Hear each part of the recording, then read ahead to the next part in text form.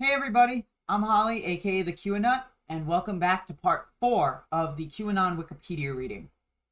Without any announcements or introductions, let's just dive right into it. So, The Cabal and the Storm.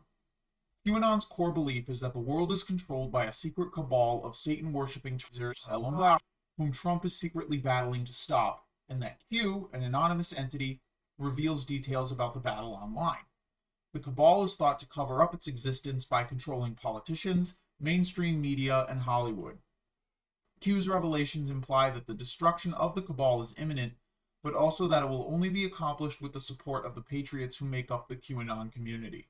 This will happen at a time known as the event or the storm, when thousands of people will be arrested and possibly sent to Guantanamo Bay prison or to face military tribunals. The US military will then take over the country, and the result will be salvation and utopia on Earth.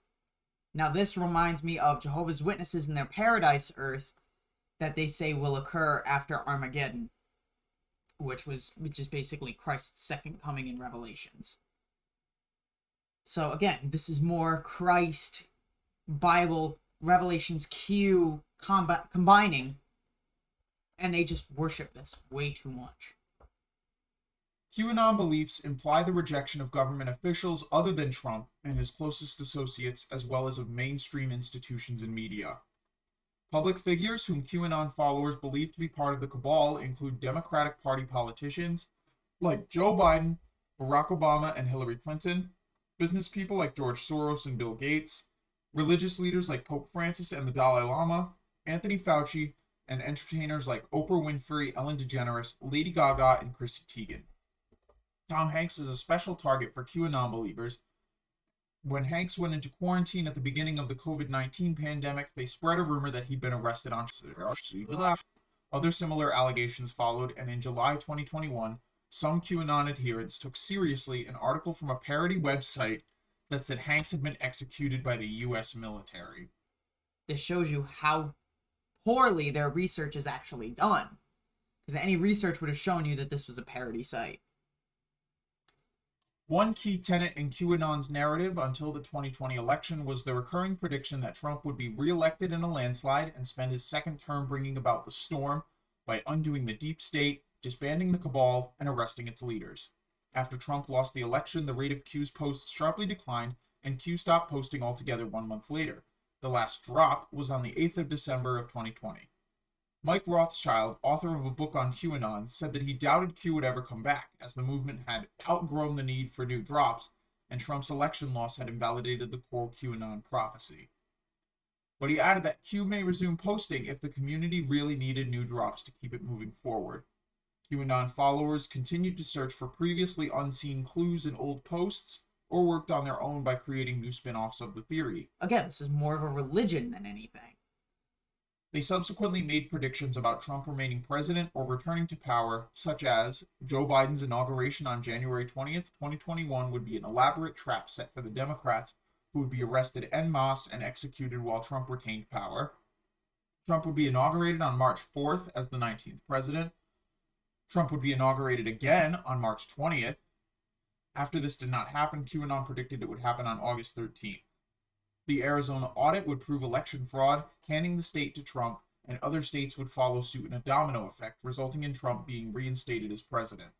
The 2021 California gubernatorial recall election result would be proven fraudulent, which would catalyze a national fraud audit, resulting in Trump returning to power. JFK, the 35th president of the United States who was assassinated in 1963, or his son JFK Jr., who died in a plane crash in 1999, would appear alive in front of a crowd in Dallas on November 2nd, 2021, and announce Trump's reinstatement as president and the installation of Kennedy Jr. as vice president. I don't see why JFK would want to show back up to the area where he was quote-unquote shot. Just one of the dumbest things I can think of.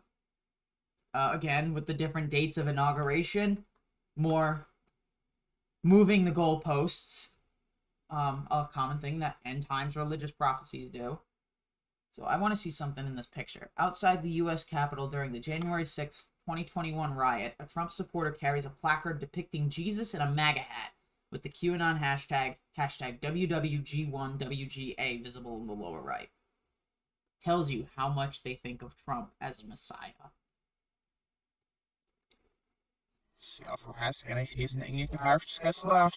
QAnon effectively merged with Pizzagate by incorporating its beliefs, namely that children are being abducted in large numbers to supply a which the followers equate with the Cabal.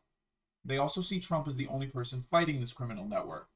Added to this is the belief that politicians and Hollywood elites engage in adrenochrome harvesting, in which adrenaline is extracted from children's blood to produce the psychoactive drug adrenochrome. This comprises claims that children are in satanic rituals to harvest the adrenaline that comes from fear. The aforementioned Frazzle Drip video, in which Hillary Clinton and Huma Abedin allegedly was said to depict an adrenochrome harvest. One version of the QAnon theory posits that the children use adrenochrome as an elixir to remain young. From what I've gathered, I'm pretty sure that the idea of the science behind adrenochrome came from a specific movie or something like that, and the person who wrote the science for the movie admitted it was made up. So why they still believe it, I don't know. In June 2020, a group led by QAnon promoter Timothy Charles Holmseth, which called itself the Pentagon Pedophile Task Force despite having no connection with the Pentagon or any U.S. governmental agency, attracted attention by spreading false claims about tens of thousands of children being held hostage and tortured in New York City. Also by 2020, some followers began using the Twitter hashtag #SaveTheChildren or #SaveOurChildren, co-opting a trademark name for the child welfare organization Save the Children. This led to an August 7th statement by Save the Children on the unauthorized use of its name in campaigns. In September, Facebook and Instagram tried to prevent #SaveTheChildren from being associated with QAnon by redirecting users who searched for the hashtag to the child welfare group. In October, Facebook announced that it would try to limit the hashtag's reach. In the same period, QAnon followers also created a conspiracy theory claiming that furniture company Wayfair had secret arrangements to sell and ship victims of flashing. Again, from what I've heard, it's due to the fact that Wayfair's products are expensive, and that the names of certain Wayfair products were human names. So I think the connection was that the name of the product was the name of the child who was being trafficked and smuggled inside said product. Similar groups in both the US and the UK helped to organize street protests that they say raise awareness of child sexual abuse and human trafficking. These protests and hashtags have often avoided social media restrictions and tend to attract more women and a more politically diverse and younger crowd than typical QAnon groups, including people opposed to Trump and his leadership. These groups are considered to be linked to the pastel QAnon community. This is something we looked over in part 3. QAnon's allegations against popular entertainers are notably based on the unproven claims of actor Isaac Cappy, who in 2018 accused multiple Hollywood stars of pedophilia. Travis View wrote in a Washington Post column that QAnon and Pizzagate conspiracy theorists harm the credibility of the fight against evil, as their baseless claims are a distraction from actual crimes.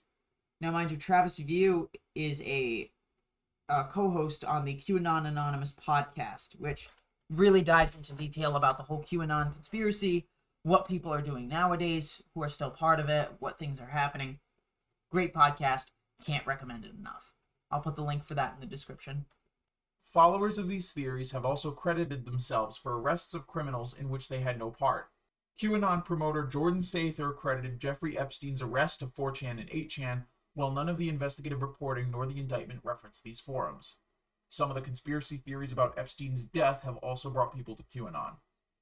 In May 2022, the New York Times reported that QAnon supporters were intercepting child migrants at the Mexico-United States border and collecting information about their families on the premise that they were falling prey to schemes.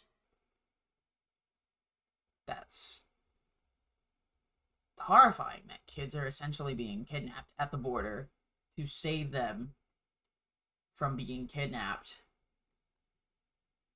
and being prey to sex trafficking. I wonder how well they're actually doing at what they're doing at the United States border. Like, what's their process of going about this? And what do? They just send them back to Mexico? Or do they let them in? But either way, this is still an extremely fascinating rabbit hole, and I can't wait to keep going down it with you guys. I can tell that the fact that we're not even halfway through the scroll bar on the page shows that we've got a lot to cover. So I want to thank you guys for sticking around. Like the video if you like it, dislike if you don't. I don't really care. Comment with your feedback or questions, good, bad, or sideways, and subscribe to be kept up to date on future content. I'll be putting the link for the Q-ANut Discord, the Scientology Discord, and the Scientology channel in the description below, as well as a link to the QAnon Anonymous podcast. I'll talk to all of you later. See ya.